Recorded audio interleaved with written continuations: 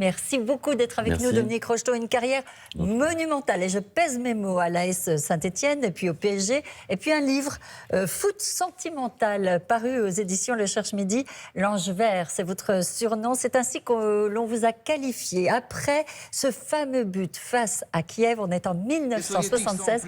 Regardez. C'est Rocheteau qui leur donne le coup de grâce. Les Stéphanois, sublimés, montent à l'assaut des buts de Rudakov. Et là, on arrive au score final 3-0. Grâce à qui? Eh bien, grâce à vous. Regardez, le but est là. Juste qualification sur le fil. C'est resté dans les annales du club de Saint-Etienne, c'est sûr. C'est le match légendaire. Dominique, vous étiez dans quel état avant la frappe? Avant cette fameuse frappe? Moi, je ne pouvais plus courir, je pouvais même à peine marcher. Je faisais signer mon entraîneur pour sortir. Mais il a fait semblant de ne pas me voir. Et puis il a eu raison. Et ensuite, une fois avoir marqué le but, comme quoi j'ai complètement oublié la douleur et je suis parti en courant. Voilà. C'est un peu le... À l'époque, vous vous souvenez comment vous avez vécu cette nouvelle célébrité, vous qui êtes plutôt d'un naturel assez réservé. Oui. Bah, plutôt bien, mais c'était quand même pas évident. Je me suis protégé, Je pense que aussi par rapport à une certaine éducation, l'éducation c'est important. Donc j'étais quand même un peu préparé à ça. Ça n'avait pas été facile non plus. Pendant 3 ans, j'avais eu des blessures, j'étais passé par des blessures, donc je m'étais endurci. Et là j'avais 20 ans, donc j'étais quand même préparé, mais je me suis bien protégé. L'hypermédiatisation d'un Kylian Mbappé, par exemple, vous auriez supporté ? Non, c'est ce que j'explique dans le livre, justement. Dans ce livre, je veux à la fois partager avec tous mes supporters, mais transmettre aussi. Je ne m'adresse pas uniquement à ma génération, je m'adresse aussi aux jeunes, puisque je côtoie tout. Maintenant, j'ai créé beaucoup de stages pour les jeunes. Donc, c'est une sorte de transmission. Pour parler aussi de mon football, du football que j'aime, du football un peu village, football amateur, football avec les copains, qui est un peu le football plaisir. Et puis le football, mais sans critiquer, mais le football qui a beaucoup évolué maintenant, qui est un football quand même où il y a le fossé se creuse justement entre ce football que j'aime et le football professionnel, hyper médiatisé, hyper... avec beaucoup d'enjeux. Et beaucoup d'argent. On va revenir justement sur l'argent et le football, mais vous diriez que vous aviez un succès fou avec les filles à l'époque ? Succès fou, je ne sais pas. Mais j'étais dans... Vous ne savez pas ? Regardez, moi j'ai la preuve que oui. Regardez cet extrait. On dit que vous êtes un célibataire très recherché, c'est vrai ? C'est peut-être ce qu'on dit. Vous recevez beaucoup de courriers, non ? Oui, énormément. Ça vous a surpris au début ? Oui, un peu, bien sûr, surtout qu'il y a des lettres plus ou moins,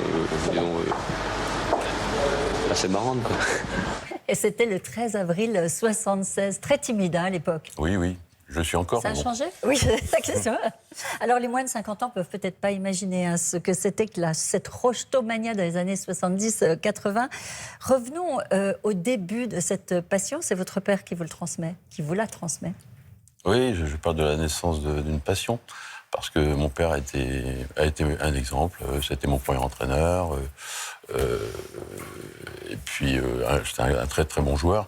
Donc c'est sûr, ça m'a servi pour le reste de ma carrière. Mais je parle aussi du football féminin d'ailleurs, parce que ma mère, je baignais dedans. Elle a fait beaucoup pour le football féminin aussi. Ma mère, oui, elle a fait beaucoup. Elle a joué aussi. Elle a joué dans les années 60. Dans les années 60, le football féminin n'existait pas. Donc c'était pas évident. Alors, vous dites que vos parents ne parlaient jamais d'argent. Dans un interview, vous dites même que vous auriez pu jouer gratuitement. Qu'est-ce qui a changé vis-à-vis de l'argent depuis, à votre avis ?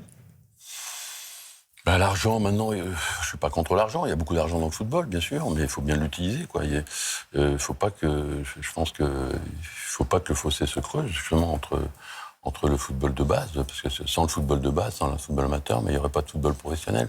Et moi, j'aime pas trop le toujours plus, parce que on le voit au niveau des instances. Par exemple, là, actuellement, moi, j'ai connu la Coupe du Monde, j'ai fait 3 Coupes du Monde, j'ai connu la Coupe du Monde à 16 équipes, 24 équipes, maintenant c'est 48 équipes.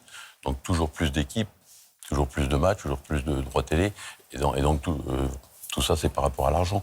Et c'est un peu dommage. Je crois qu'il faut une certaine moralité dans tout ça. Il faut faut calmer le jeu, quoi. Justement, cette course à l'argent, elle se fait au détriment de qui, de quoi exactement? Peut-être des petits clubs amateurs? Il y a 5000 clubs amateurs, on ne le dit pas assez, il y a 5000 clubs amateurs qui ont disparu toutes ces dernières années. Les clubs de village, les clubs de petites communes, par manque d'argent, par manque de bénévoles aussi, parce que le bénévolat, il n'y aurait pas de football sans bénévoles, des dirigeants, des parents qui s'occupent des enfants. Et ça, on a beaucoup moins de gens comme ça. Alors, dans votre livre, vous rendez hommage à ceux qui vous ont coaché. Il y en a eu beaucoup. Qu'est-ce qu'un bon coach, d'après vous? C'est un tout. J'ai eu la chance d'avoir des très, très, très bons coachs. Il y a l'aspect entraîneur, même si le coach, maintenant, n'est plus vraiment un entraîneur, un homme de terrain, c'est plutôt un manager. Donc, il faut savoir manager. Il y a un côté psychologique, bien sûr. Mais je cite plusieurs entraîneurs qui sont quand même très connus. Robert Herbin, qui a été l'entraîneur de Saint-Étienne, qu'on appelait le Sphinx. Donc, il ne parlait pas beaucoup, mais il était très influent. Et puis Aimé Jacquet. Aimé Jacquet, qui a été... J'ai démarré à Saint-Étienne avec Aimé Jacquet comme joueur. Il finissait sa carrière. L'art de la passe. Il m'a beaucoup apporté. La simplicité. C'était un homme extraordinaire. C'est pas par hasard qu'il a été champion du monde. Une équipe, on le sait, ne serait rien sans les supporters. Et pourtant, ils sont parfois source de débordement, source de violence, de racisme. Qu'est-ce qu'on peut faire d'après vous? Les supporters, pour moi, faut les respecter déjà. Moi, ils m'ont accompagné. J'ai toujours eu beaucoup de marques de sympathie. C'est pour ça que j'ai fait ce livre aussi, pour eux aussi.